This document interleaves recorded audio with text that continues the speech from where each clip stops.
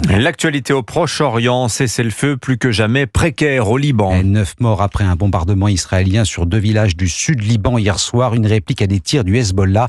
Trêve fragile, mais Washington veut croire qu'elle tient. En Syrie, Bachar el-Assad, plus déterminé que jamais à reprendre le contrôle d'Alep, la deuxième ville du pays tombée aux mains des djihadistes. Le président syrien qui compte sur l'appui de ses alliés historiques, la Russie et l'Iran, pour stopper la progression des terroristes. Wilfried de Villers. Officiellement, oui, la ligne est claire. Moscou comme Téhéran assurent Bachar al-Assad de leur soutien indéfectible. Mais dans les faits, c'est le désengagement progressif des factions pro-Iran et des soldats russes qui a en partie permis aux rebelles de s'emparer si rapidement d'Alep le week-end dernier. L'Iran sous pression depuis les attaques du 7 octobre en Israël.